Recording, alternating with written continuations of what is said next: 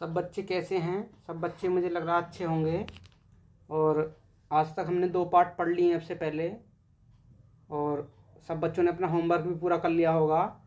तो अब हम पर्यावरण का अगला पार्ट पढ़ेंगे, तीसरा पार्ट का नाम है हमारा कैसे बने घर। क्या नाम है तीसरे पार्ट का? कैसे बने घर। तो आज हम बेटा उस पार्ट को पढ़ेंगे, कैसे बने घर। अच्छा, सबसे पहले देखते हैं कि हमें रहने के लिए हर किसी को घर की ज़रूरत पड़ती है। तो हमें कहीं भी चले जाएं, हम शाम को अपने घर ज़रूर आते हैं। तो इन घरों के बारे में भी हम जानते हैं कि घर कितने प्रकार के होते हैं। तो पहले हम इस पार्ट को पढ़ेंगे और इस पार्ट में ही हम सारी चीज़ें समझेंगे, और बच्चे बिल्कुल मेरे साथ साथ बोलेंगे और पढ़ेंगे। ठीक है, चलो हम पढ़ना स्टार्ट करते हैं। वह स्थान जहाँ हम रहते हैं हमारा घर आवास कहलाता है। घर हमें सर्दी, गर्मी, वर्षा आदि से सुरक्षा प्रदान करता है। एक ऐसा भी समय था जब मनुष्य के पास आज की भांति रहने के लिए घर नहीं थे। वे पेड़ की शाखाओं, घनी झाड़ियों तथा गुफाओं में रहते थे। समय के साथ मनुष्य के रहन सहन और खान पान के तरीकों में बदलाव आया। ठीक है, पहले लोग मिट्टी से बने कच्चे घरों में रहते थे। आज भी देखने को मिलते हैं कच्चे घर, और इस तरह के घर की दीवारें मिट्टी से बनाई जाती थीं। घर की छत बनाने के लिए लकड़ी के फट्टे जोड़कर बनाए गए ढांचे को चारों ओर दीवार पर टिका दिया जाता था। बाद में उसे मिट्टी से लेप दिया जाता था। कहीं कहीं पर घर की छत बनाने में खप्पर, नरिया, बांस, घास फूस आदि का भी उपयोग किया जाता था। इस प्रकार बने घर की फर्श पर मिट्टी में गोबर मिलाकर लिपाई की जाती थी। आज भी कच्चे घरों में लिपाई की जाती है। जिन बच्चों के कच्चे घर हैं वो देखते होंगे लिपाई की जाती है। जब भी कोई त्यौहार आता है तो हम घरों को बड़े साफ सुथरा तरीके से लिपाई करते हैं। ठीक है, आज भी है ऐसा। कुछ इस प्रकार के घर कुछ लोग घर बनाने के लिए केवल घास फूस तथा बांस बल्ली आदि का ही प्रयोग करते थे। ऐसे घर को झोंपड़ी कहा जाता था। ठीक है, तो झोंपड़ी का बहुत पुराना इतिहास है। 2500 साल पहले हैं एक सभ्यता थी। जब आप बड़े हो जाओगे 6ठी क्लास में सिंधु घाटी सभ्यता, सही है, वो पढ़ोगे सिंधु घाटी सभ्यता में कैसे होता था। तो ये बच्चे आप 6ठी क्लास में जानेंगे। और सिंधु घाटी सभ्यता है 6ठी क्लास में, जब बच्चे आएंगे तो इसे जानेंगे।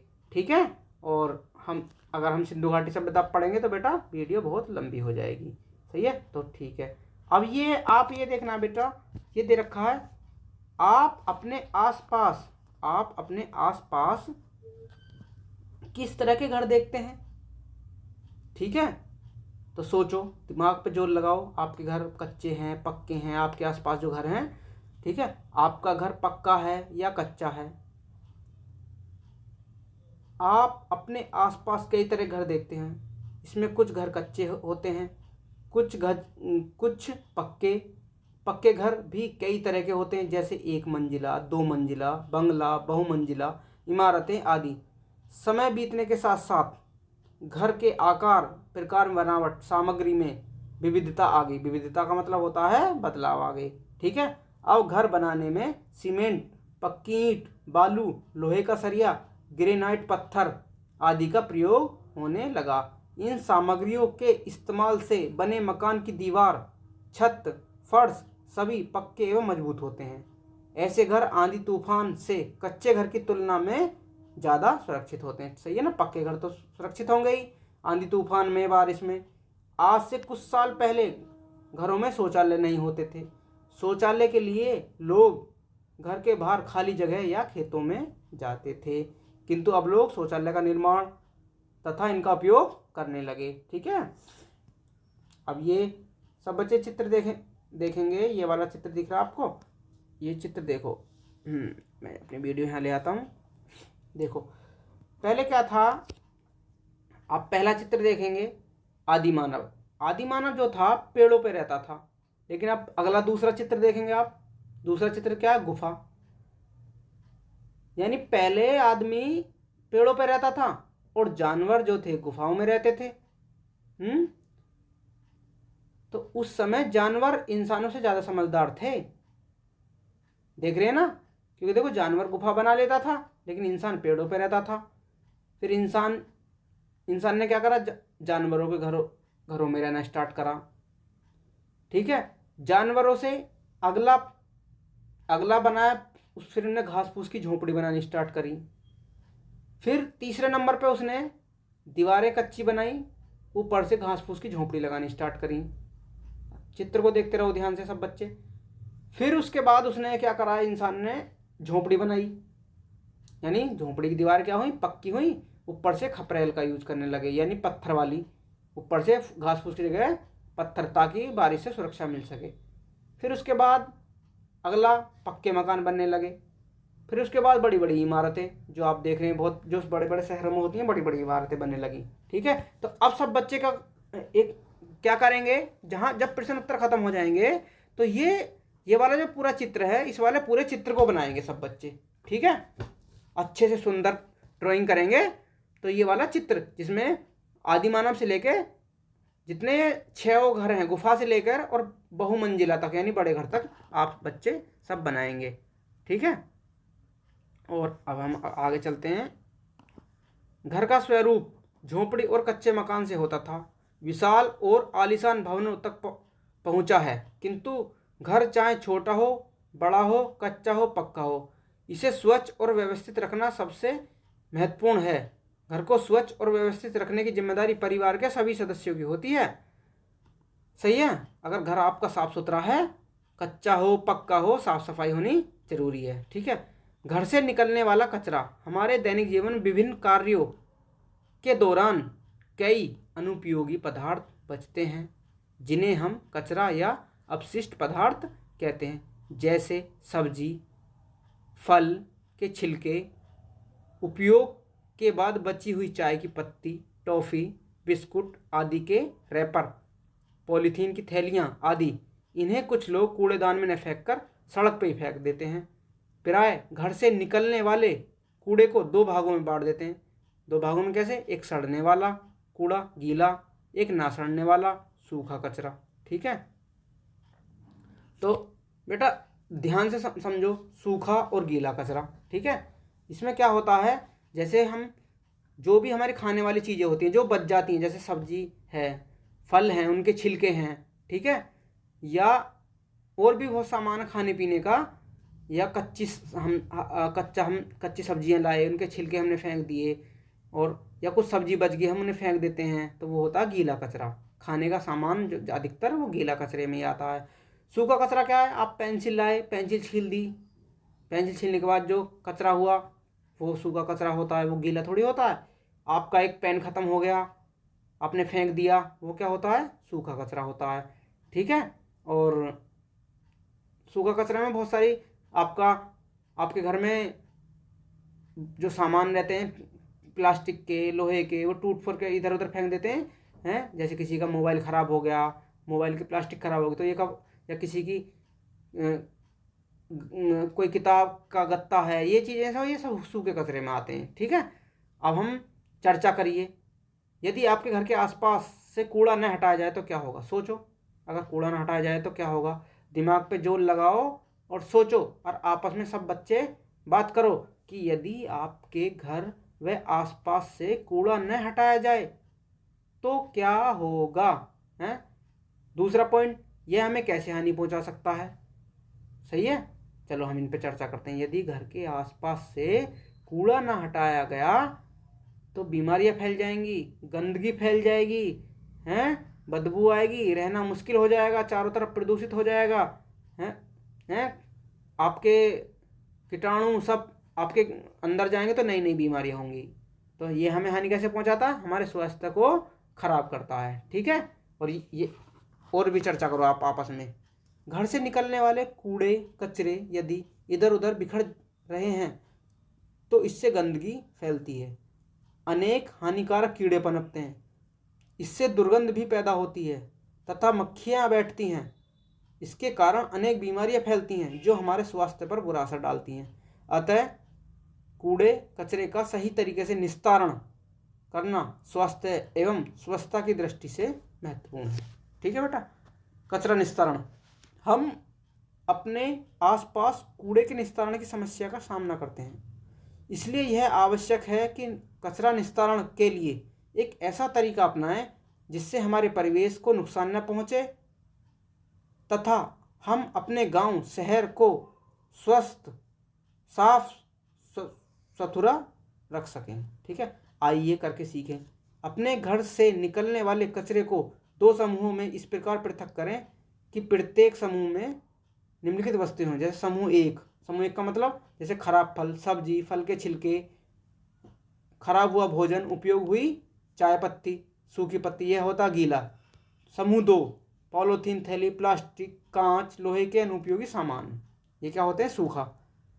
आप अपने समूह के कचरे को अलग अलग गमले में डालकर मिट्टी से ढक दें।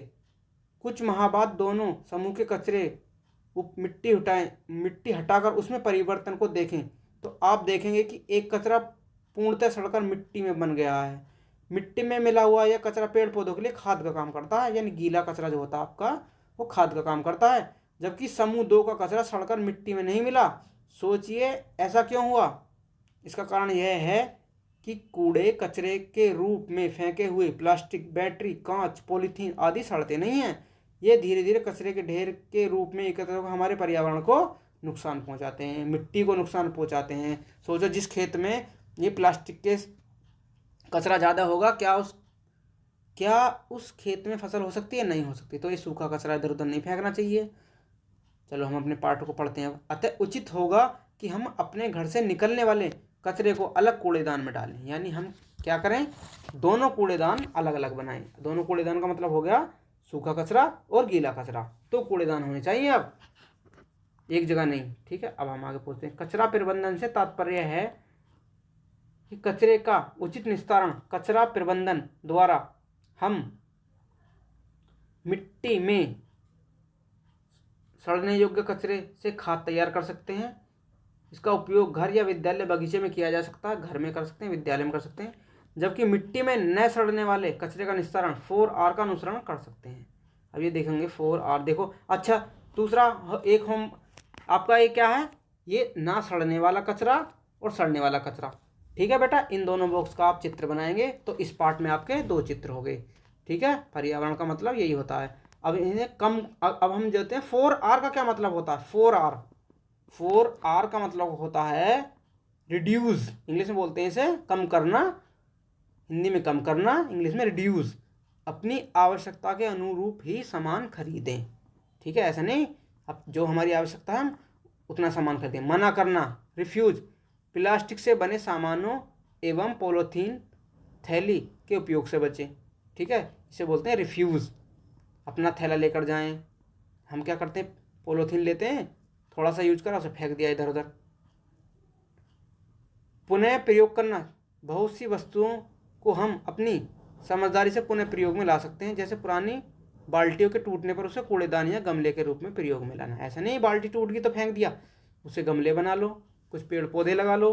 ठीक है, पुनः चक्रित करना, ऐसी वस्तुएं जो पुनः चक्रित हो सकती हैं उसे कबाड़ी वाले को दे दें। पुराने कागज, समाचार पत्र, लोहे व कांच के टुकड़े। पुनर्चक्रण के द्वारा बहुत से अपशिष्ट पदार्थों को गलाकर पुनः प्रयोग में लाया जा सकता है। यानी कि जैसे कागज को गलाकर नया कागज बना देते हैं। ठीक है, लोहे को गलाकर नए लोहे का सामान, कांच को गलाकर नया कांच बन जाता है। इसे बोलते हैं हम पुनर्चक्रण। ठीक है, यानी पुराने सामान से नया सामान बनाना। आइए अपशिष्ट पदार्थों के उपयोग से सामान बनाएं। देखिए खाली पेन, देखिए खाली कैन पड़ा है, उसे पेंसिलदान बनाएं। जो कैन पड़ा उसका पेंसिलदान बनाएं। अगला देखो, ये चित्र देखो, सब बच्चे अपनी किताब में देखो क्या क्या गोंद, जितने भी चित्र हैं आप घर पे इनका प्रयोग कर सकते हैं, अपने ज़रूरत के सामान बना सकते हैं। ठीक है, जैसे विभिन्न अपशिष्ट पदार्थों के तरह तरह के सामान बन जाए। पेंसिल छीलन से बधाई कार्ड, पुराने कागज से क्या लिफाफे बना सकते हैं। ठीक है बेटा, तो लिफाफे जैसे हम शादी ब्याह में किसी को पैसे देते हैं तो अपना अच्छे सुंदर लिफाफा बनाओ अपने घर पे। ठीक है, अब ये देखेंगे हम बच्चे, क्या देखेंगे, घर हमें आंधी तूफान से सुरक्षा प्रदान करते हैं। ठीक है, पहला वाला ऑप्शन क्या करेंगे सब बच्चे, इसको सही। पहला ऑप्शन क्या है बेटा, सही। एक सेकंड बेटा, एक सेकंड। तो क्या करेंगे हम, एक सेकंड में देखते हैं। हाँ सही है। हाँ, तो अब हम देखते हैं क्या, घर हमें आंधी तूफान और वर्षा से सुरक्षा प्रदान करता है। ये क्या बात हमारी सही बात, सही है ना। कच्चे घर की दीवारें ईंट और सीमेंट से बनी होती हैं। बताओ सब बच्चे, कच्चे घर की दीवारें जो होती हैं, गलत बात है ये। कच्चे घर तो मिट्टी के बना होता है। ठीक है, घरेलू कूड़ा खुले में न फेंक कर कूड़ेदान में डालना चाहिए। ये भी सही बात है हमारी। ये कैसी बात है हमारी, सही बात है। ठीक है, और अब एक सेकेंड, ये पढ़ेंगे हम। 3 सवाल हो गए। पॉलीथीन का उपयोग हमारे पर्यावरण के लिए लाभदायक है? नहीं, लाभदायक नहीं है, ये नुकसान है। ठीक है, तो ये हमारा गलत। 5वां,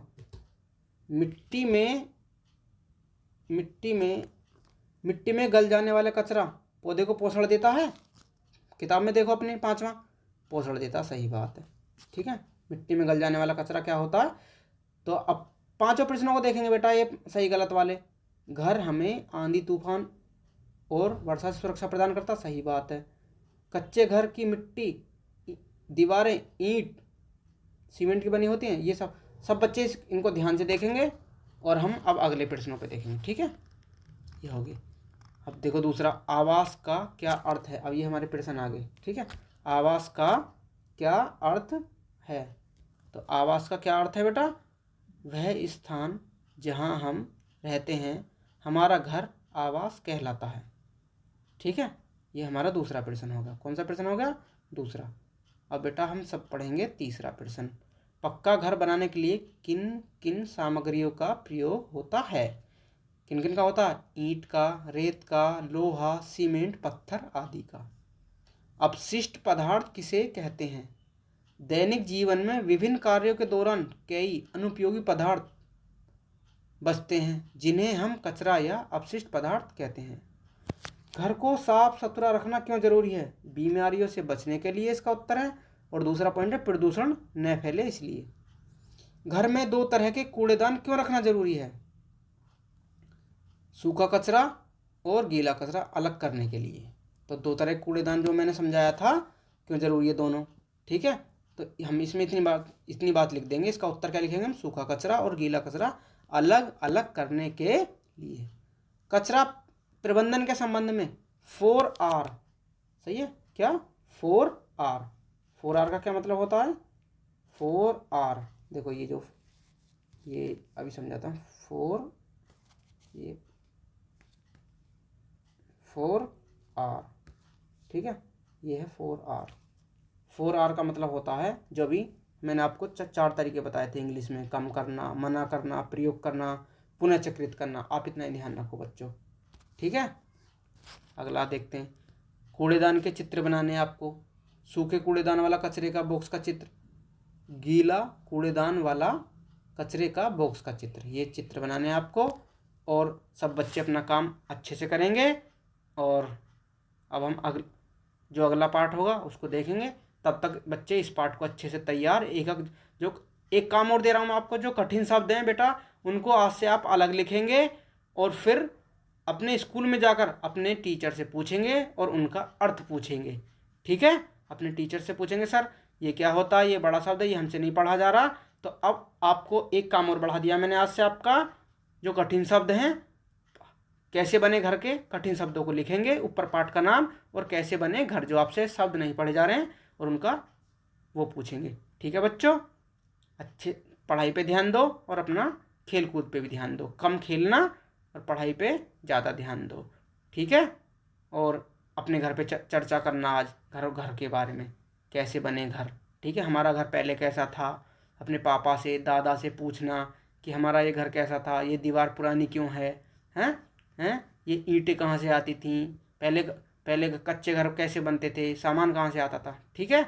चलो ठीक है बच्चों, हैं अच्छे से पढ़ाई करो।